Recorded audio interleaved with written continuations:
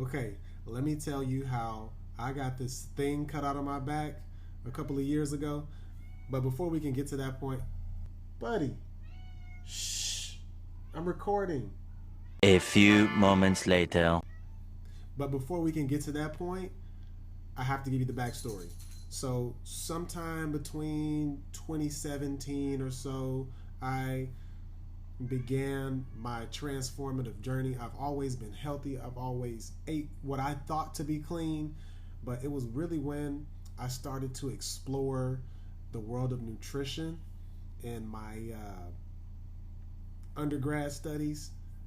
My eyes just began to open wider and wider. So I got this basic nutrition class that I took in undergrad. My degree was in exercise science, but that nutrition class kind of sparked it all for me. I began to just dive like things outside of the topics. I began to just look into it. I'm like, okay, I probably shouldn't be eating this, and I probably shouldn't be eating this, and okay, I thought that I had been eating healthy, but I hadn't really been eating healthy, right? So from there, I just started cutting stuff out, cutting foods out, especially after watching the documentary What the Health, which I know it was propaganda. I know, but there are truth. You can do the fact check. There's truth in it, and it's one of those films that they shed light on things and then they get shut down because they're promoting whatever type of lifestyle, a type of diet, a type of product. But there's truth in the pudding. There's truth, which we're going to get to that another time. But I began that journey around 2017, 2016 ish. I just started cutting stuff out. It was around 2020, no, 2019, 2018. I had just about graduated college and I was vegan. I plant based. I stopped eating meat altogether. Seafood was the last thing to go. I'm from Arkansas, really big on seafood. I love fish, and I've ate just about everything that walks, crawls, flies, swims.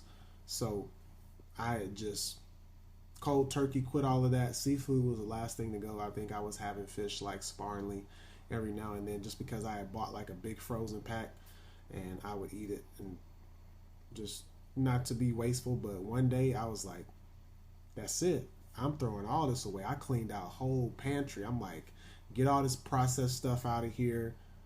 You know, I wasn't aching. I wasn't in any pain. I didn't have any health conditions. I'm like, I could do better. So I'm taking all canned goods, stuff like that. I kept a couple of things like for emergency, but if it was like super processed, I was getting it out of there. Meats, threw all that stuff out.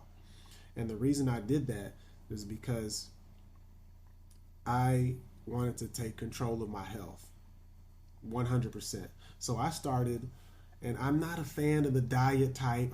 I believe that diet is not a challenge, it's not restriction, it's not this game. I just believe that diet are the things that you eat to nourish your body, right? So I began the vegan diet, right? So I began to start eating these vegan products and stuff like that.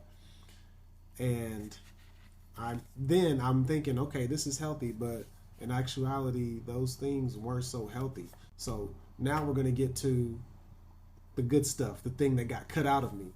So I can't pinpoint the time just because I was like always moving. I'm a hustler. I was moving.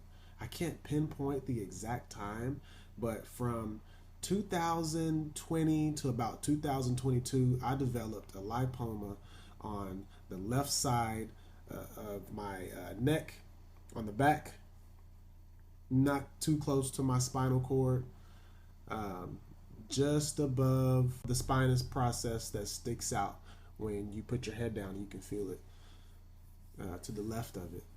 So I started developing that, and at the time I thought it was just a spider bite or a bug bite, and I'm like, okay, it's swelling.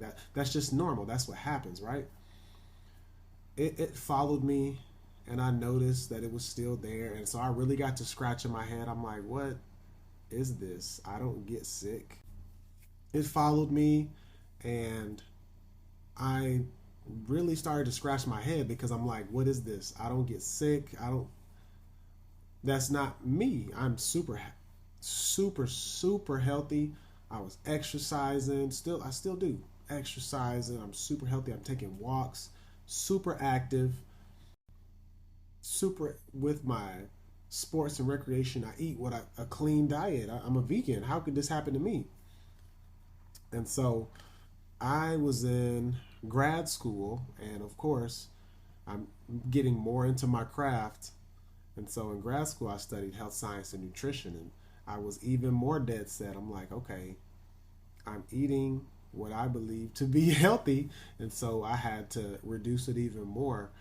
And so I began to start eat, eating healthier, and I started to cut out some of those processed vegan foods just because I'm realizing, okay, these aren't as healthy. And looking on the back, you should be able to explain many, if not all, the ingredients that are on your food. So my lipoma is getting bigger and bigger. It's swelling. It's getting uncomfortable. I feel like it's causing me these tension headaches because I would get tension headaches on the left side of my head, and it was brutal. It was rough sometimes. I get these headaches and I'd feel dizzy, and it was hard. Like, it's hard to explain. I couldn't. There were some times I couldn't focus, and it felt like I'm like drifting back, and it was hard for me to like focus my eyes. Like my eyes were rolling the back of my head or something. It was a weird time.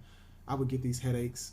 I would feel super dizzy, just weird, right? So that went on for a while, and let me check because I had to take a picture. I'm gonna post a picture of it right here.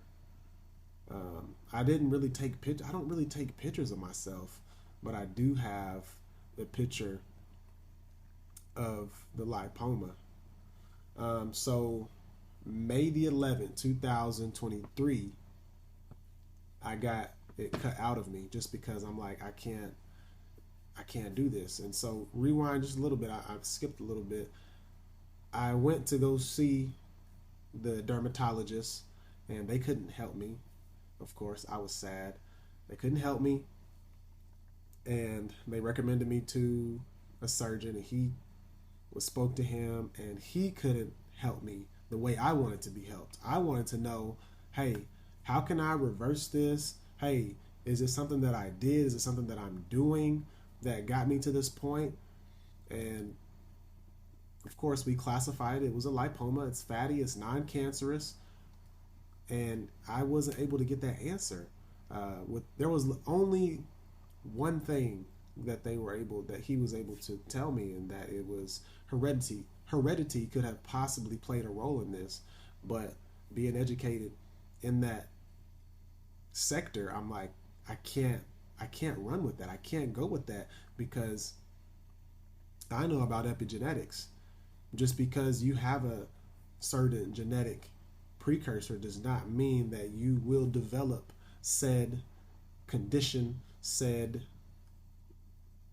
expression, said trait, because your your heredity, those are the bullets to the gun, and then your lifestyle, that's what determines whether the bullets stay and the traits and expressions lay dormant, or whether the gun fires and conditions begin to appear.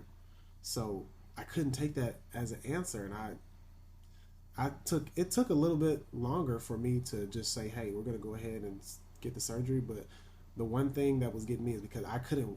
It's getting to a point to where I feel like I couldn't work or be productive anymore, because it got that bad with the tension headache. So I went ahead and said, let's do it. Got the surgery, and mind you, I'm super health guy. I don't drink. I don't smoke. I eat clean. I go in there and they're trying to numb me up and give me this medicine. I'm like, no, I don't want it. And my girlfriend, she was like, I really want you to do this, and accept the help that they're trying to give you. And I'm like, this is enough help. Just cut it out my back.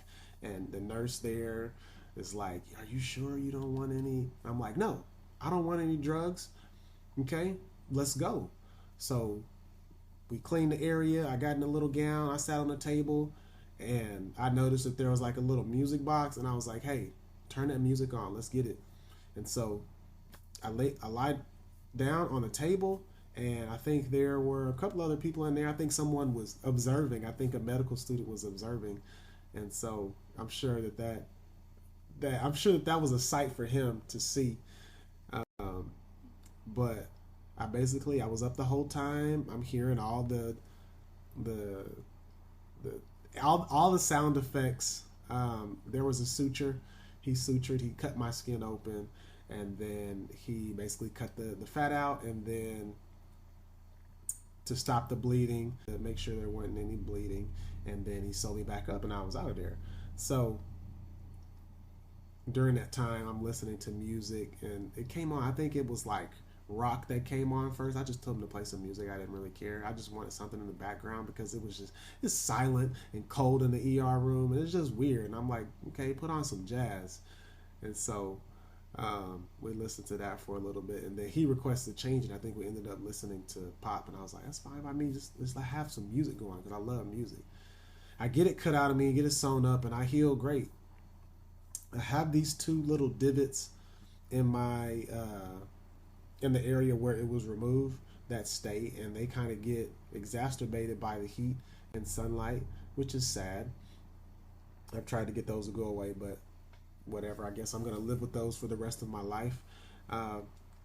Year later, year and some change later, I can't keep up with it because I'm just so busy. But a year later, I noticed that on my right side, I'm feeling that same bump. Is this another lipoma? Yes, it was. I remember exactly what it felt like. It is not stationary. You can move it. And I'm like, dang, it's happening again. I'm thinking I'm eating as clean as I could eat. So I'm like, this time I'm not going in for surgery. I'm just going to read about it. I'm going to read about it. What could be the cause? I'm eating clean. I'm active. I'm moving. I'm never sick. Like, what's going on? So I eventually came into the conclusion that this could be lymphatic buildup, possibly. So I began to cleanse my body, and I began to jump up and down to get some circulation and flow in my lymphatic and circulatory system. But now I not only changing what I ate, I began to change how I ate. So instead of, because I'm eating upwards of 3,500 to 5,000 calories, I was eating that, right? And this was with the vegan foods, right? So now I've shifted into the plant-based diet, which is, it's tough explaining to people sometimes because they just go, oh, vegan. I'm like, no, the vegan, I hate to talk like down about a group, or like, I hate to do that, but there's just a lot of vegan products that are not good. They're just as bad as the products that aren't so healthy that people think they're healthy, which I'm not going to get into that in this video, right? So I just cut those out altogether, and I'm just eating rice, beans, lentils, veggies, all the grains. I mean, that veggies, fruits, I'm plant-based now. There's nothing processed in there, right? And so I changed that, and now I changed how I eat. So now I'm not immediately eating when I wake up. Now I'm extending my fast, because while you sleep, you're fasting, right? And so I ultimately came to the conclusion that we basically don't give our bodies, especially our liver and our pancreas, we don't give our bodies time to filter. We don't give our bodies time to reset. And so oftentimes the body has to overcompensate, and that overcompensation is being seen as a health condition. It could be phantom pain, or it could be various ways, right? Various conditions, right? And so I guess I began to intermittent fast. I just extended my fast. And so instead of having breakfast at like 7 or so in the morning, I just prolonged my fast. So I ate at around 11 now. So I eat around 11 and I stop eating at around 8 o'clock. So I'm eating with the sun. And that right there, that did it. That did it. Gone. Lipoma, gone. Like it started growing and growing. And I was getting stressed. I was like, my goodness, we got to go through this again. I'm not getting surgery. Like this has to work.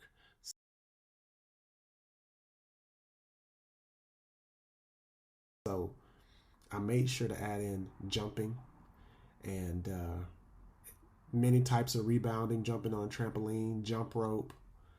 And I made sure that I was very meticulous about how I ate, not sitting up on the couch and eating, sitting up straight. I'm sitting at the table.